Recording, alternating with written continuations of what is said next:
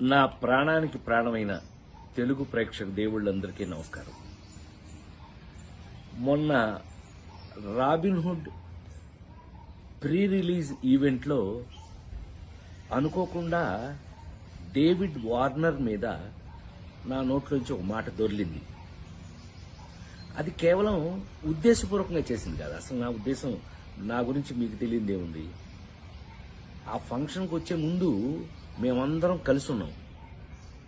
ఎంత అలర్ చేశాము అని అంటే గనక, నితిన్ని అతన్ని మీరంతా నాకు పిల్లలు లాంటి వాళ్ళు అన్న అంటే గట్టిగా వాటేసుకుని, నేను మెదలకుండా ఉండకుండా, నువ్వు యాక్టింగ్ చేస్తున్నావు కదా, నువ్వు యాక్టింగ్లోకి రా, నీ సంగతి చెప్తానన్నా. అంటే అతను అన్నాడు, మీరు క్రికెట్లోకి రండి, మీ సంగతి చెప్తానన్నాడు. ఇలా మ్యాక్సిమం అల్లరి చేసాము. అల్లరి చేసి ఆ ఫంక్షన్కి వచ్చాము. ఏది ఏమైనా I love David Warner. I love his cricket. David Warner love our films, love our acting. So మేము, నాకు తెలిసి ఒకళ్ళకి ఒకళ్ళు బాగా క్లోజ్ అయిపోయాం.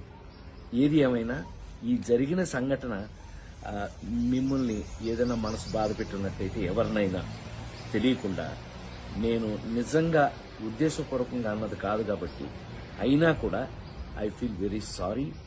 నేను మీ అందరికీ సారీ చెప్తున్నాను. అలాంటిది ఇంకెప్పుడు జరగకుండా చూసుకుందాం. కానీ 28వ తారీఖున రాబిన్హుడ్ సినిమా మాత్రం తప్పకుండా చూడండి, మా అందరి కోసం.